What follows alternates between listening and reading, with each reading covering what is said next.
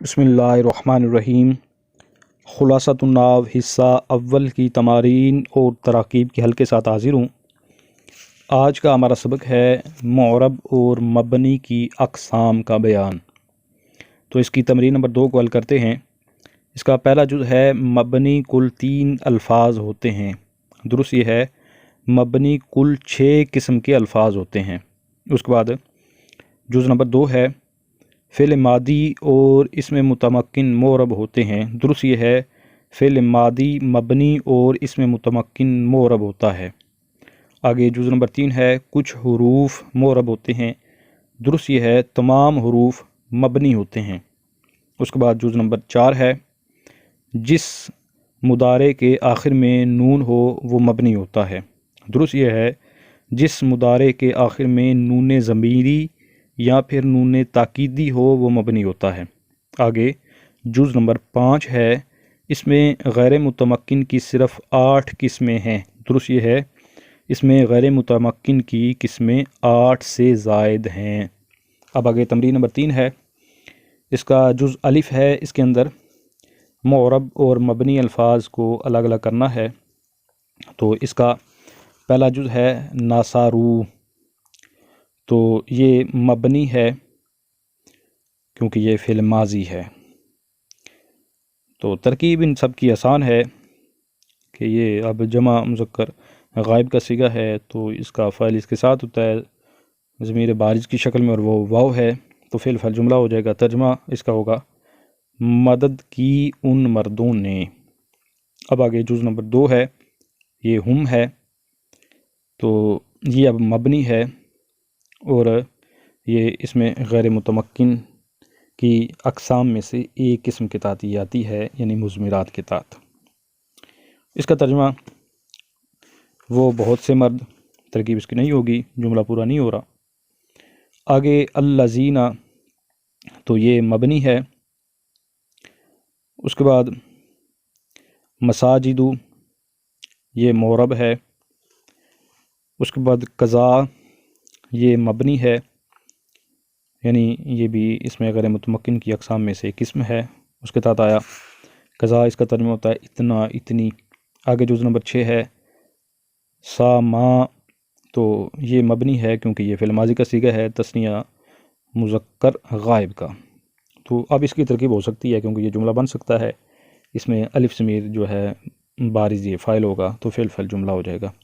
ترجمہ ہوگا روزہ رکھا ان 2 مردوں نے۔ آگے جز نمبر 7 ہے رجال، تو یہ معرب ہے۔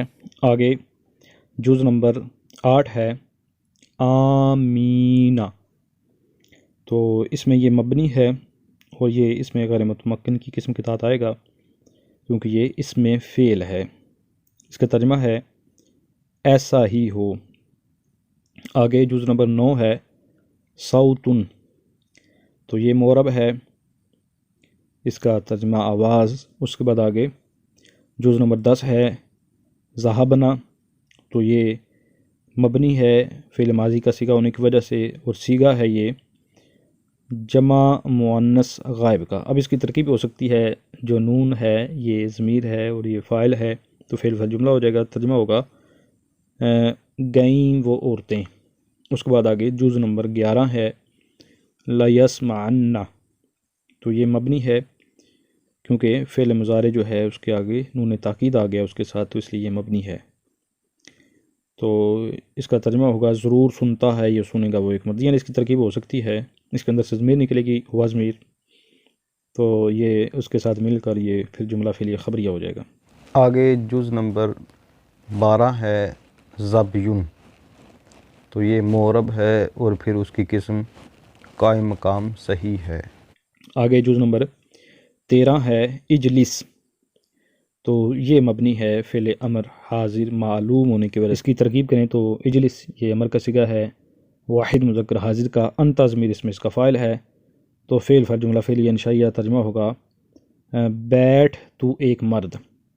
آگے جز نمبر 14 ہے تنظرنا، تو یہ مبنی ہے کیونکہ فعل مضارع کے ساتھ آگے نون ضمیری لگا ہوا ہے، یہ فعل مضارع کا صیغہ ہے اور آگے نون ضمیری ہے، یعنی یہ صیغہ ہے جمع مؤنث حاضر کا۔ تو اب اس کی ترکیب ہو سکتی ہے، اور یہ نون ہی فاعل ہے، تو فعل جملہ فعلیہ خبریہ۔ اس کا ترجمہ ہوگا دیکھتی ہو یا دیکھو گی تم سب عورتیں۔ اس کے بعد آگے جز نمبر 15 ہے تاکلینا، تو اس میں یہ معرب ہے، اور چونکہ یہ فعل مضارع کا صیغہ ہے، اس کے آگے فعل مضارع کے مبنی ہونے کی دو صورتیں ہوتی ہیں کہ اس کے ساتھ نون تاکیدی ہو یا پھر نون ضمیری ہو، اور دونوں میں سے اس میں کوئی نہیں ہے، تو اس لیے یہ معرب ہوگا۔ آگے جز نمبر 16 ہے سامیہ، تو یہ اب مبنی ہے فعل ماضی ہونے کی وجہ سے، تو اس کی بھی ترکیب ہوگی کہ یہ واحد مذکر غائب کا صیغہ ہے، تو اس کے اندر ہوا ضمیر اس کا فاعل ہے، وہ ضمیر لوٹ گئے غائب کی طرف، تو فعل جملہ فعلیہ خبریہ۔ ترجمہ اس ایک مرد نے سنا۔ آگے جز نمبر 17 ہے تنصرو، تو یہ معرب ہے کیونکہ مضارع کا صیغہ ہے، اور مضارع یہاں پر نون ضمیر اور نون تاکید سے خالی ہے۔ اب اس کی بھی ترکیب ہو سکتی ہے، صیغہ ہے یہ دو صیغوں کا اعتماد رکھتا ہے کہ یہ واحد مؤنث غائب کا صیغہ بھی بن سکتا ہے اور واحد مذکر حاضر کا صیغہ بھی بن سکتا ہے۔ تو اگر اس کو واحد مؤنث غائب کا صیغہ بنائے تو اس کے اندر ہی ضمیر ہوگی، اور اگر اس کو واحد مذکر حاضر کا صیغہ بنائے تو اس کے اندر انت ضمیر ہوگی، تو دونوں صورتوں میں فعل جملہ ہو جائے گا۔ پہلی صورت میں اس کا ترجمہ ہوگا مدد کرتی ہے یا کرے گی وہ ایک عورت، اور دوسری صورت میں اس کا ترجمہ ہوگا مدد کرتا ہے یا کرے گا تو ایک مرد۔ آگے جز نمبر 18 ہے اولئک، تو یہ مبنی ہے، اس میں متمکن کی قسم اس میں اشارہ کے تحت داخل ہے، اور اس کا معنی ہوتا ہے وہ بہت سے مرد۔ اس کے بعد آگے جز نمبر 19 ہے تفرونا، تو یہ معرب ہے کیونکہ یہاں پر فعل مضارع نون تاکید یا پھر نون ضمیر سے خالی ہے۔ تو اب اس کی ترکیب ہوگی، یہ صیغہ ہے جمع مذکر حاضر کا، اور واو اس میں اس کا فاعل ہے، واو ضمیر اس میں اس کا فاعل ہے، تو فعل اپنے فاعل سے مل کر جملہ فعلیہ خبریہ۔ ترجمہ ہے تم بہت سے مرد بھاگتے ہو یا بھاگو گے۔ اس کے بعد آگے جز نمبر 20 ہے ہیا، تو ہیا یہ مبنی ہے، یہ اس میں ضمیر ہونے کی وجہ سے، یعنی اس میں غیر متمکن قسم ہے۔ اس کے بعد آگے جز نمبر 21 ہے قلمانی، تو یہ معرب ہے اس میں متمکن کی قسم ہونے کی وجہ سے، تو اس کا ترجمہ ہوتا ہے دو قلم۔ آگے جز نمبر 22 ہے ہازانی، تو یہ مبنی ہے کیونکہ یہ اس میں اشارہ ہے، اس میں غیر متمکن کی قسم ہے۔ اب آگے تمرین نمبر 3 کا جز با ہے، اس میں متمکن اور اس میں غیر متمکن میں تمییز کرنی ہے۔ تو پہلا جز ہے احمدو، تو یہ اس میں متمکن ہے، پھر یہ اس میں متمکن کے آگے قسم غیر منصرف ہے۔ اس کے بعد آگے جز نمبر 2 ہے ہما، تو ہما یہ اس میں غیر متمکن ہے اور اس کی قسم اس میں ضمیر ہے۔ اس کے بعد جز نمبر 3 ہے دلون، تو یہ اس میں متمکن ہے اور اس کی قسم ہے جاری مجرا صحیح، یعنی جس کو قائم مقام صحیح کہتے ہیں۔ اس کے بعد جز نمبر 4 ہے قطبن، تو یہ اس میں متمکن ہے اور جمع مکسر منصرف ہے۔ اس کے بعد آگے جز نمبر 5 ہے کم، تو کم اس میں غیر متمکن ہے، یعنی اس کی اقسام میں سے ہے، اور یہ اسماء کنایہ کے تحت آئے گا۔ اس کے بعد آگے اسماء استفہام کے طور پر بھی آ سکتا ہے۔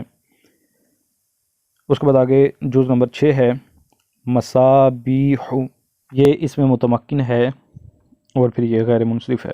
اس کے بعد آگے ہے نساء، یہ بھی اس میں متمکن ہے اور یہ جمع مکسر منصرف ہے۔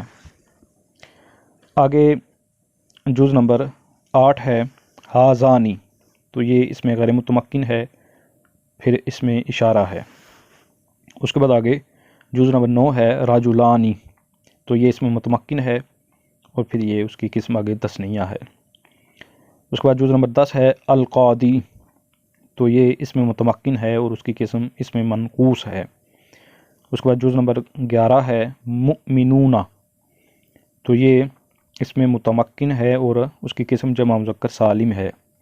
آگے جزء نمبر 12 ہے انتما، تو یہ اس میں غیر متمکن ہے اور اس کی قسم اس میں ضمیر ہے۔ آگے جزء نمبر 13 ہے مسلمات، تو یہ اس میں متمکن ہے اور اس کی قسم جمع مؤنث سالم ہے۔ آگے جزء نمبر 14 ہے موسیٰ، یہ اس میں متمکن ہے اور اس کی قسم اس میں مقصور ہے۔ آگے جزء نمبر 15 ہے غلامی، تو یہ بھی اس میں متمکن ہے اور اس کی قسم غیر جمع مذکر سالم مضاف بایاء متکلم ہے۔ آگے جزء نمبر 16 ہے رجال، یہ اس میں متمکن ہے اور اس کی قسم جمع مکسر منصرف ہے۔ اب اس کے متن کے اندر دیکھتے ہیں آیا کوئی جملہ ہے یا نہیں ہے، تو اس میں آسان سا جملے ہے جان ایک ناظرہ ذہابہ، ان کی ترکیب ہو سکتی ہے کہ ان دونوں کے اندر سے وزن نکال کر اس طرح آگے پھر امر کسی کے ہیں ان کے اندر سے انتا ضمیر نکلے گی، پھر اس کے بعد جملہ آگے آ گیا بکر قائم، تو یہ آسان مبتدا خبر، جالس خالد، تو یہ فعل فاعل، تو یہاں پر کوئی اس طرح کا مشکل صیغہ نہیں ہے، مشکل جملہ نہیں ہے۔ آگے ہے یضربن، تو اس میں بھی کوئی مشکل نہیں ہے، اس کے اندر ہوا ضمیر نکلے گی۔ آگے لا یضربن کے اندر سے بھی وہی ضمیر اور لا یضربن کے اندر سے بھی وہی ضمیر نکلے گی، باقی بھی آسان ہے۔ تو اس کے ساتھ ہی آج کے اس سبق کا اختتام ہوا، انشاءاللہ نئے سبق کے ساتھ حاضر ہوتا ہوں، تب تک کے لیے اجازت، السلام علیکم ورحمۃ اللہ وبرکاتہ۔